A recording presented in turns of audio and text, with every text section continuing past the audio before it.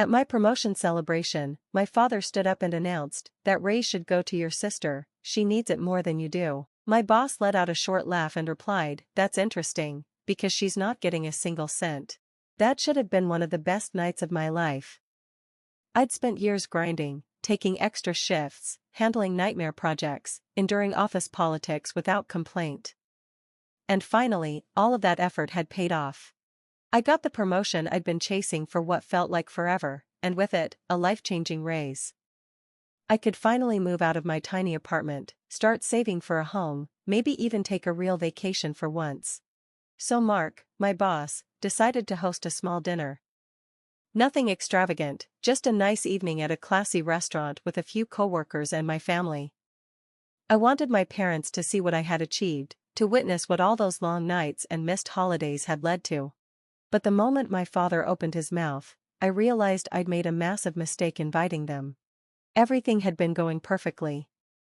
We were mid-toast, the mood light, everyone laughing. Mark had just raised his glass to congratulate me and spoke about how much I'd done for the company.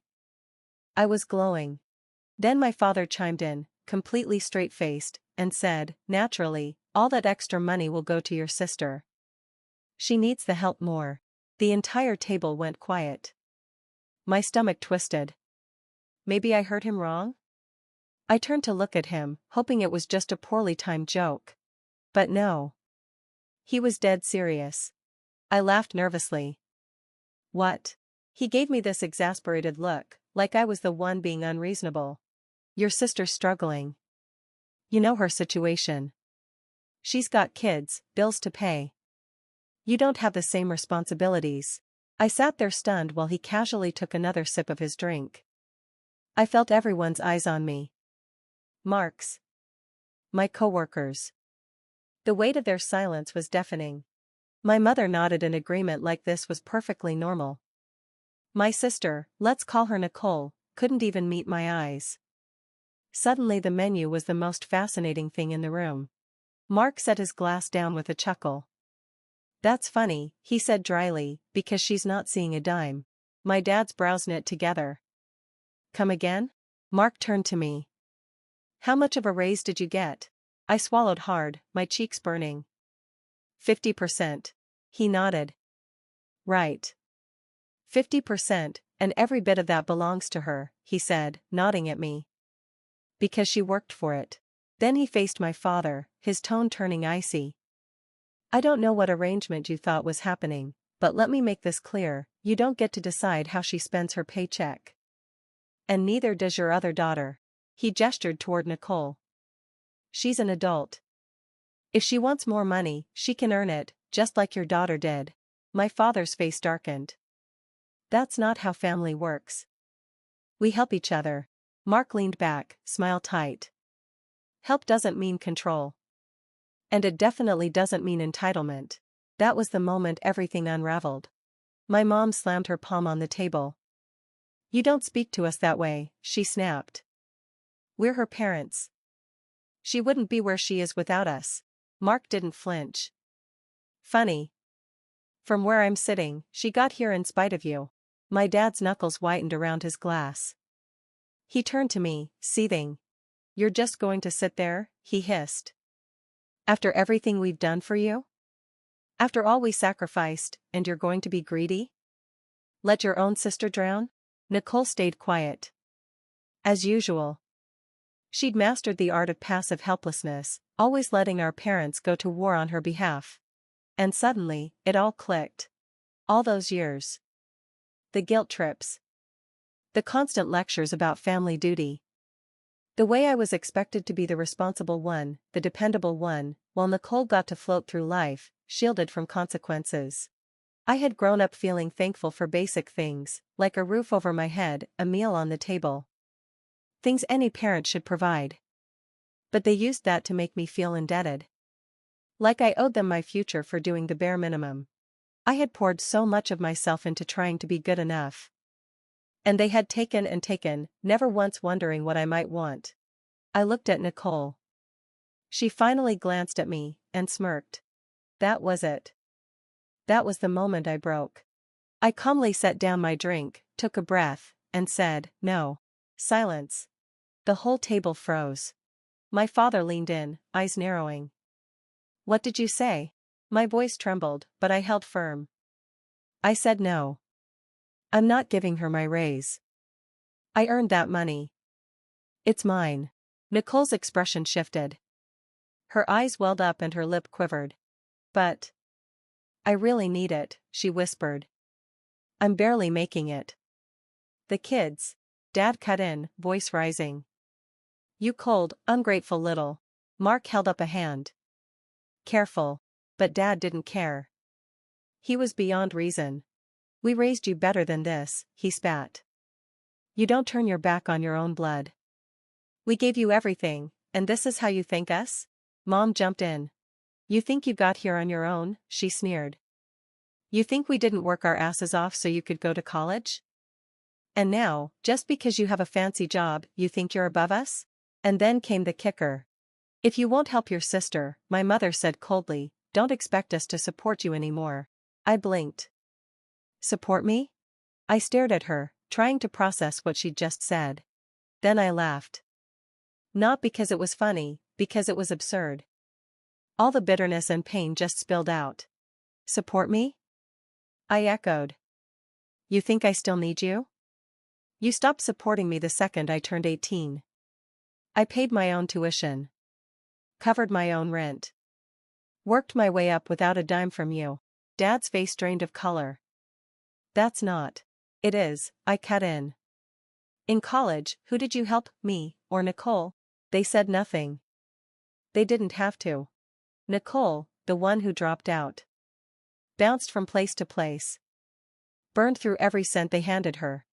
And me, the one who juggled 2 jobs with full-time classes, who lived off instant noodles and barely scraped by while they kept bailing her out again and again. You didn't support me, I said. You left me to fend for myself. And now that I finally have something of my own, you want to take it? Dad growled, she has children. Of course. The ultimate excuse. Nicole had kids. So she got a blank check. And I was expected to sacrifice for her, again. I turned to her, gripping the table. You had a job, right? What happened? She sniffled. It didn't work out. Like the last one? And the one before that? No answer. I exhaled. I don't care. I am not responsible for you. Her mouth twisted. You're a selfish .. she shrieked. My kids are starving and you're showing off your stupid promotion? You don't even have a real family. What do you need money for? You're just going to waste it. And that was the last straw. I stood up with a loud, firm movement. The entire restaurant paused, their eyes fixed on me, but I couldn't have cared less. You know what, Nicole? I said, snatching my purse, figure it out yourself. And I walked out. I didn't look back, not when my mom started yelling after me, not when my dad slammed his fist on the table, and certainly not when Nicole started sobbing about how life was unfair. Here's the ironic part, right as I left, Mark, my incredible boss, stood up, tossed a $100 bill on the table, and followed me outside. The cold night air hit me as I stepped into the street, my heart raced, my hands were still trembling, but for the first time in years, I felt a strange sense of freedom. Mark caught up to me, a smirk on his face. Hell of a speech, he said. I let out a shaky laugh. You think they'll ever speak to me again? Mark shrugged. Do you even care? I thought about it, and for the first time in my life, the answer was no. For a few blissful days, I didn't respond to the endless texts, calls, and voicemails full of guilt trips and rage. I blocked my parents. I blocked Nicole. I thought I had finally closed that chapter. But I was wrong. One afternoon, while enjoying the quiet peace of my own hard-earned raise, my phone rang. It was the bank. Hi, we're calling to verify a transfer request. I frowned. Transfer request? Yes, a scheduled transfer from your account to a personal account under Nicole's name. The amount is substantial. My blood ran cold. I didn't make any transfer, I said, my voice tightening. The woman hesitated. Well, it was authorized through your online banking, and the login was from a recognized device. That's when I knew, Nicole. That manipulative, two-faced leech had somehow gained access to my account. I felt nauseous. Cancel it. Cancel everything. The woman sighed in relief. Already done. We had a feeling something wasn't right, but we needed to confirm. I hung up, my mind racing. Then, another call came in from a blocked number. I knew exactly who it was. I answered, placing it on speaker. What the hell did you do? Nicole's shrill voice screamed. I exhaled slowly. You really thought I wouldn't find out? I needed that money, she whined. I couldn't help but laugh. You mean my money, the one you tried to steal? I didn't steal it, she snapped. I just borrowed it. I was going to pay you back. Really? I said, with what job? Silence. And then, of course, came the tears. You don't understand, I have bills, the kids. I hung up. And then I called the police. I thought that would be the end of it. I pressed charges, not for a huge amount, since she hadn't completed the transfer, but enough to get the police involved. But what came next was beyond anything I imagined. Nicole wasn't working alone. 2 days later, I got another email from the bank. A second attempt had been made. This time, it wasn't just a transfer, it was a direct withdrawal, made in person, by my mother. I stared at the email in disbelief.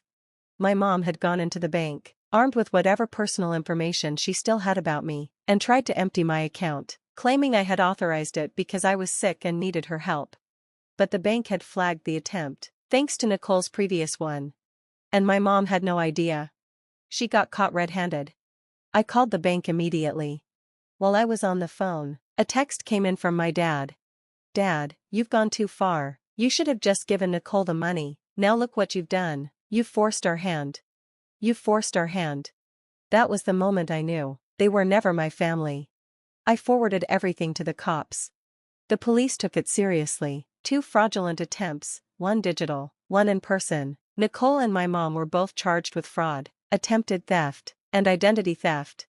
When they were arrested, my dad lost it. He showed up at my apartment, pounding on the door, screaming about how I was tearing the family apart, that I was sending my own mother to jail. I stood behind the locked door, heart pounding, listening to the man who had never once protected me now screaming because I had finally protected myself. I said the last thing I would ever say to him. You did this to yourself. Then I called the cops. Even after everything, my dad wouldn't stop. Nicole got probation, my mom went back to jail. But my dad, he blamed me, not them, me. He called me every name in the book. He told every relative who would listen that I was cold, selfish, and evil for letting my own family suffer. At first, I blocked him, blocked everyone who took his side. But then, I found out something interesting. My parents had always been obsessed with appearances. To everyone else, they were the perfect family, the loving parents, the selfless givers. But that was a lie. And I had the proof. A month after my mom got out of jail, I got a message from an old family friend. Family friend, hey, I heard about what happened. I always knew they treated you badly. Glad you finally stood up for yourself. I was surprised. Before I could respond, they sent another message. Family friend, by the way, do you know about the loan? I blinked. The what? Turns out, my parents had been drowning in debt. They hadn't just spent their own money on Nicole, they had taken out a massive loan in my name. I felt like I'd been punched in the gut. I dug into it, my credit reports, bank records, everything. And there it was. A $50,000 loan, taken out under my social security number, forged signatures. They had stolen from me, again. I gathered everything, every piece of evidence that proved their betrayal. Then, I called a lawyer. With the help of my lawyer, I filed fraud charges against both of them. I took them to court. When they saw me walk into that courtroom, armed with documents and a fire in my eyes, they knew. They had finally messed with the wrong person. The case was open and shut. The verdict? My mom, back to jail. My dad, bankrupt. Nicole, ruined. And that loan? Nicole was on the hook for it too, I made sure of that.